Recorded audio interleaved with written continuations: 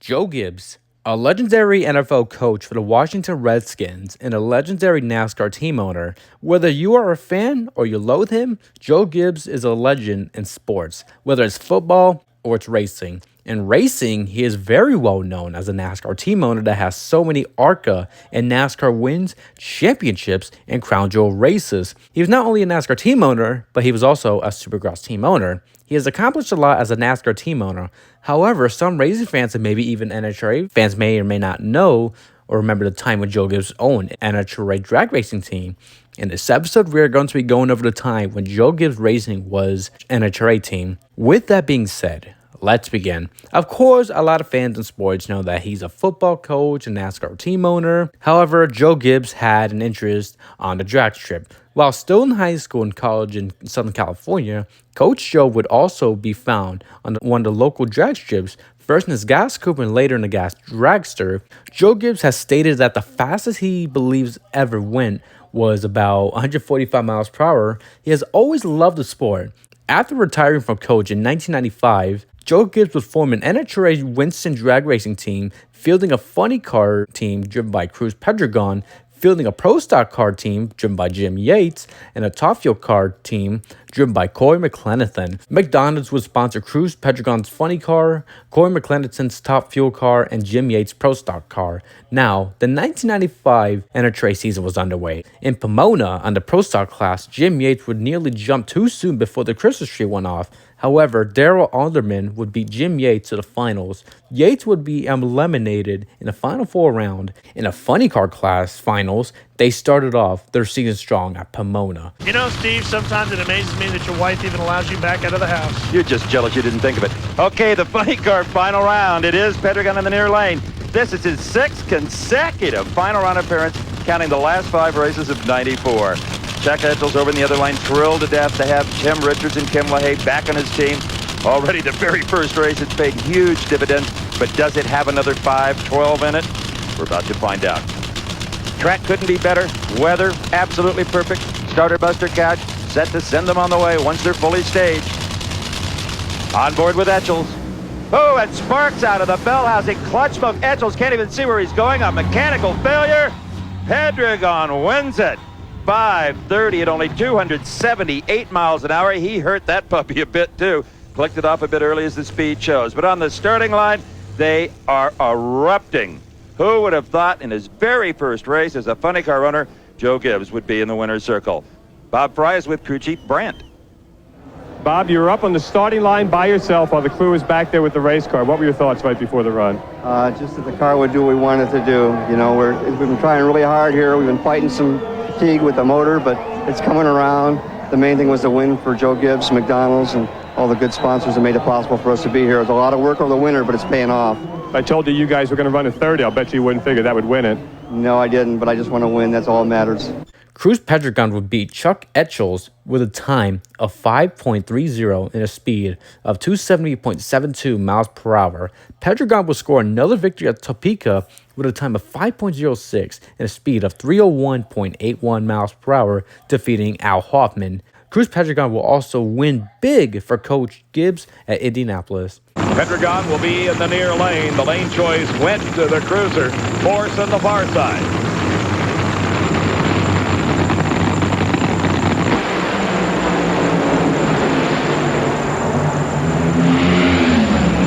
Well, so much for Casey Hollywood Spurlock, the predictor. How about a 5:07 at 304.67 miles an hour for Pedregon? Dave, I've got to say that's the most impressive run of the weekend. Hats off to Bob Brandt, Larry Frazier, the entire McDonald's crew. They knew force could be tough, and they were tougher. Can you imagine 304 miles an hour as Cruz Pedregon climbs out of the car, and he is more restrained than we've seen him all weekend long. Let's watch this one in replay. Call it for us as they're going down the racetrack, Casey. Both cars leave the starting line really hard here, Dave. You can see a lot of clutch dust coming out of the back of Cruz's car. He's really leaning on this car. No contest at the top end. The McDonald's car just continues to pull away. A lot of horsepower. A new track record at 304.9 miles an hour. Look at the McDonald's crew. Whoa, the celebration's going to be big there tonight. Joe Gibbs has had an incredible string as a car owner. There's his latest winner, Cruz Pedregon. Here's Steve. Cruz are a little like a prize fight. You get knocked down, you get back up to a 5:07 304. We knew we had something for John Force. I'll tell you what, he's a great champion, but it's McDonald's time. He's beat us up plenty. I'm a little bit, got to calm down a little bit, wearing my Raiders helmet. John Force is a heck of a champion, but we were going for it that final round because we said, hey, I don't care if he's dropping cylinders, that car can run an O. So we kind of went for it. We were going to sacrifice smoke in the tires to win Indy for my third time in 4 years. I'm really happy. Joe Gibbs, McDonald's Interstate Battery, EDS, all of our Pontiac champion, everybody for being involved with this team. This is a great feeling. I can't tell you how good this feels. 304 miles an hour. Look out the rest of the year for this guy. Mac? For the third time in his career and for the second season in a row, Cruz Pedregon would win the 1995 U.S. Nationals at Indianapolis in the funny car class with a time of 5.07 and a speed of 304 miles per hour, defeating John Force. This would be Cruz Pedregon's third and final USAC National wins as of the making of this video. On a pro stock side, Jim Yates has been very fast and a contender, but he's been oh so close to winning a lot of races. But in Sonoma for the Autolite Nationals, Jim Yates would finally get that happy meal he was looking for on a hot sunny day in wine country. Jim Yates must always have the thought, will I ever run out of Johnsons? A week ago it was son Kurt. A round ago it was Kurt.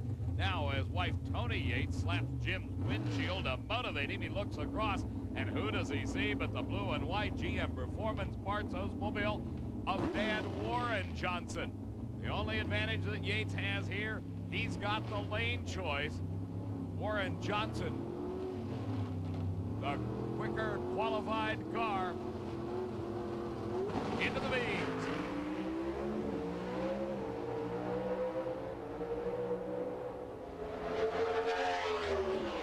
You have just seen one of the closest races of all time as Tony Yates gives a big hug to Jesse Builder, Jerry Bickle. Jim Yates wins his first Pro Stock title of the 95 season. A 7:14 elapsed time. Watch at the starting line. The margin of pole shot, if you will, or advantage gained at the start, 0.005 of a second. That went to Jim Yates. The performance advantage went to Warren Johnson. How much? 0.005 of a second. So on the computer, it was a dead heat because it only goes out to the 1,000. If you carry it beyond to the 10,000s, the margin of victory, just inches. Down at the far end, here's Steve and the happy winner. Oh, my God. Oh, man.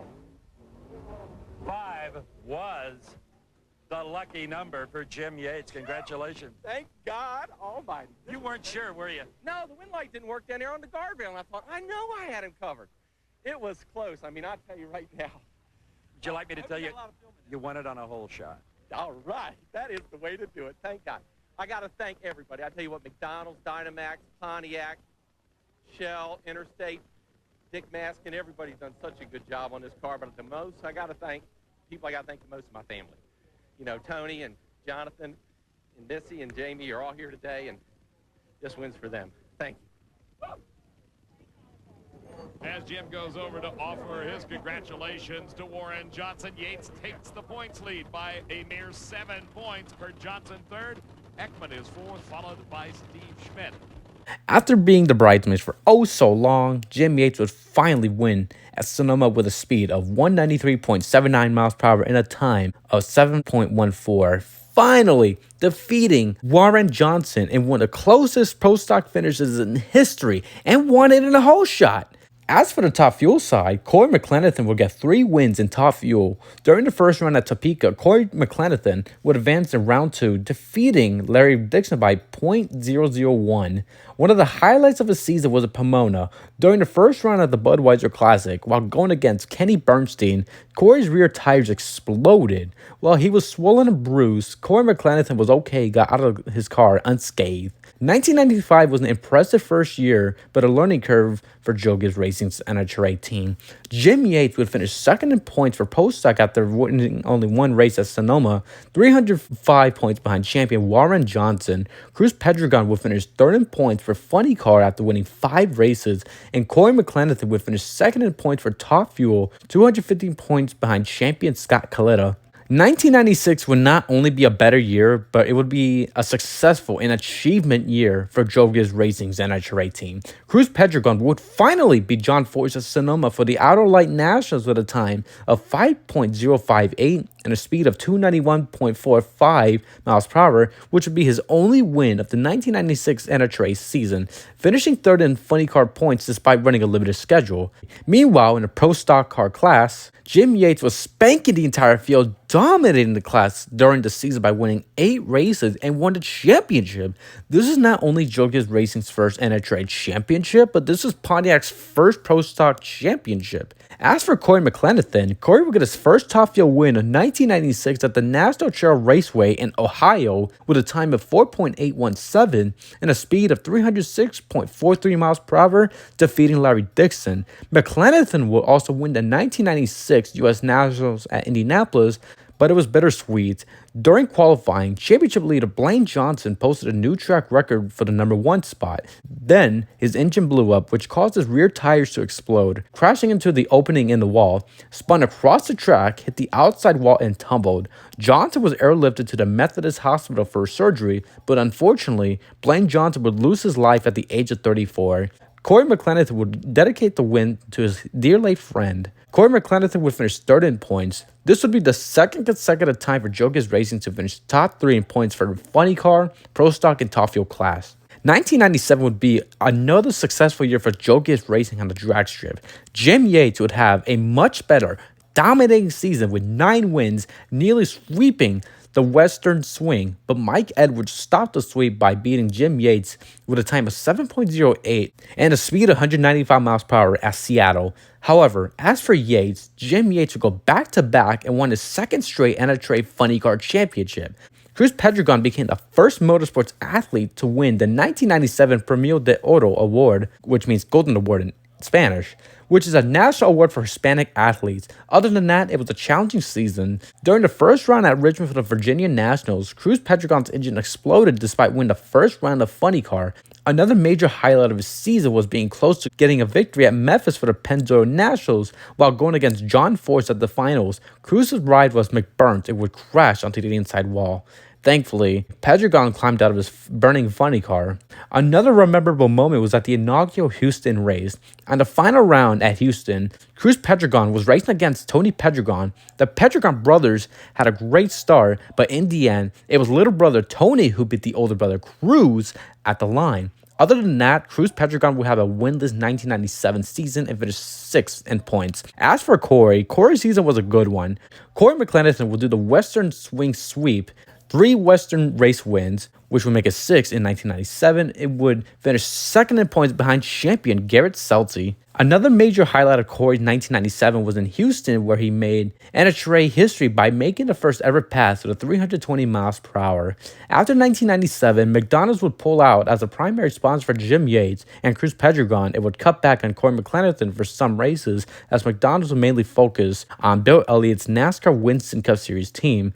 But McDonald's will still be an associate sponsor for Jim Yates and Cruz Pedregon for 1998. 1998 will be a fresh start for Joe Gibbs Racing for primary sponsorships. Split Fire, Spark Plugs, and Peak Antifreeze will be the primary sponsor for Jim Yates' Pro Stock car. Interstate Batteries will be the primary sponsor for Cruz Pedregon's. And while McDonald's is still sponsoring Cory McClenathan, MBNA would be sponsoring Cory's Top Fuel machine for the 1998 season. Jim Yates would only capture 1 victory at Pomona for the Winter Nationals to kick off the 1998 season in the Pro Stock class.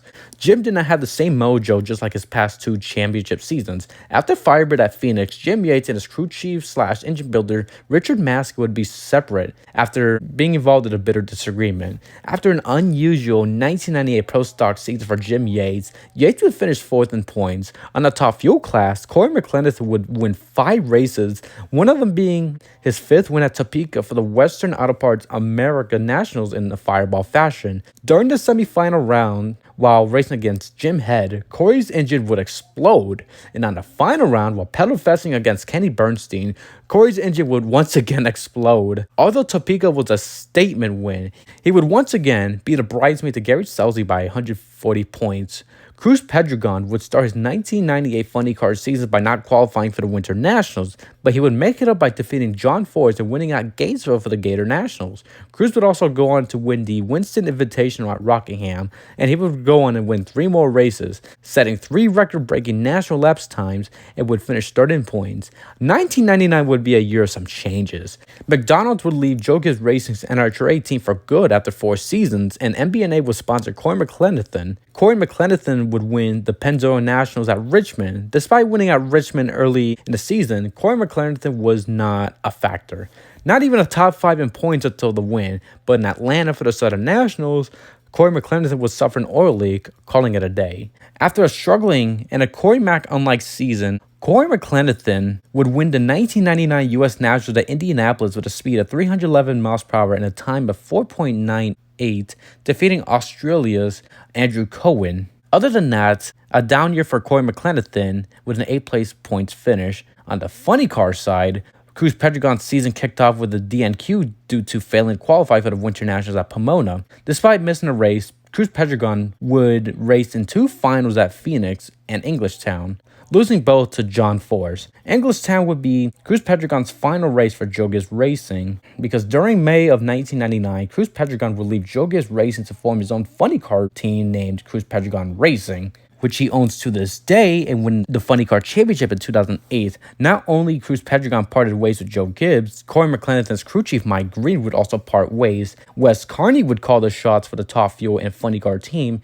and Rick Cassell would be his new co-crew chief. Before the team entered Route 66, Joe Gibbs Racing hired Randy Anderson to race in the Funny Car team for Joliet in Route 66. After Joliet, Joe Gibbs Racing found a new permanent Funny Car driver. JGR would hire Tommy Johnson Jr. to replace Cruz Pedregon in the funny car class. Johnson's first race for Gibbs would be at Columbus, Ohio for the Pontiac Excitement Nationals. Later in September at Maple Grove for the Keystone Nationals. Tommy Johnson Jr. would get his first win for Joe Gibbs Racing with a speed of 281.51 miles per hour and a time of 5.108, defeating Ron Capps. Tommy would win 2 more races consecutively at Topeka, beating John Forrest, and a win at Memphis, beating Tony Pedregon. Tommy Johnson Jr. would finish 10th in points in the 1999 Funny Car point standings. In Pro Stocks, Jim Yates was off to a consistent start by being in the top 5 in points, but he has not won a race yet in the first half of the year. But in Gateway for the Craftsman Nationals, Jim Yates would finally get his first Pro Stock win in 1999 with a speed of 195 miles per hour and a time of 7.018 miles per hour, defeating Alan Johnson. Jim Yates would win 1 more race at Sonoma for the Outer Light Nationals with a speed of 197 miles per hour and a time of 6.982, defeating Kurt Johnson. Jim Yates would finish 4th in the 1999 Pro Stock point standings to end the 20th century. After the Houston race, Joe Gibbs Racing announced that they would shut down their funny car program for the upcoming 2000 season due to lack of primary sponsors. Interstate Batteries would not return after 1999 and would continue to focus on the NASCAR program moving forward. Now it was onto the new millennium. In 2000, on the Pro Stock team, Jim Yates would go winless for the first time since 1993 and would finish at the bottom of the top 10 in points. I could not find where he specifically finished the points. I'm sorry. Cory McClenathan would win the 2000 Winston Showdown at Bristol with a time of 4.852 and a speed of 291.32 miles per hour and winning $200,000, defeating Ron Capps. That would be their major highlight of their 2000 season after Bristol. However, on October 3rd, 2000, there was big news from Joe Gibbs Racing's NHRA team. The news was that after the conclusion of the 2000 NHRA season, Joe Gibbs Racing would end their NHRA program, possibly due to a lack of sponsorships and to continue to focus on the NASCAR program. Although it was a tough and sad news to sink in, all the team had to do was to not only focus forward to the final races of the season, but to finish the NHRA team on top. And on top they went twice. We are just full of stories here at the Matco Dual Super Nationals. Not only the David Schultz, Tony Schumacher story, Cory McClenathan, his brand new race car proving to be the class of the field thus far. His opponent here in the final round, Bobby Baldwin, coming out of nowhere, the 16th qualifying spot, knocking off the car that had established the quickest elapsed time since the 90% rule was activated. And there's problems on the Bobby Baldwin car. Shelley, what do you see? Yeah, he had to shut it off. They started it. It was smoking really bad. I don't know what's wrong with it. They're working on it. Maybe it isn't. Oh, they shut it off. They're turning the air bottle off. That does all the timers on the car. It's going to be a single for Cory, but Cory has ran 3 wonderful rounds, all in the 50s. His crew chief, they're doing a great job. You know, they're disbanding this team at the end of the season, and they're all coming out here to win. What a disappointment that's got to be, though, for Bobby Baldwin. Even with all the mechanical problems, take a look who they beat to get to this final round. To get this far and then be forced because something going wrong, you have to shut it off. He's just got to be crushed. But you know something? Yes and no. It's his first final round ever, the farthest he's ever gone. He did a great job. He qualified well. His car ran good. Yeah, he hurt some parts, but you're going to if you get to a final round. That's it. This level of competition is as tough as you can find in the sport of NHRA Winston Drag Racing. This top fuel eliminator category is take no prisoners. As Bobby Baldwin heads off, the crew looking on, disappointed for sure. Cory McClenathan, the story there is the absolute dominance and unbelievable success of this brand new car. First final round of the season, first race with this car, and his first win of the season. Can he stay in the 450s even though there's no competition? The answer to that question is yes. With a vengeance, Cory Mack puts a capper on it, 456 at 318 miles an hour. And what a class act. You know, they knew they had a single, and he ran it all the way through, and he ran good. Dave Reef, I don't think that anybody is more elated right now about this national event win than Cory McClenathan. Losing the ride at the end of the year, haven't won since Indy last year, and Cory, in the age of 90%, 4 runs in the 450. Incredible. Can you say it's about time? I know I can. I'll tell you. This MB&A Easy Care Top Fuel Drag Series just ran flawlessly today. And, I mean, Bobby Baldwin, bless her heart, man, they did a great job. They told me I was in a single. I was kind of bummed because, like, I want to go out there and I want to do well. I told Wes I was backing up. We're still going to run a 50 because that's what we're here for. But I'll tell you, to not have a ride at the end of the year and be almost out of a job, we can win one more at the end of the year here. I'll be really happy. I'll tell you one thing. Even though we use Matco Tools put on one heck of a drag race, they treated us like we're family, and that's what we're here for. But I'll tell you, thank you very much. More great stories, man.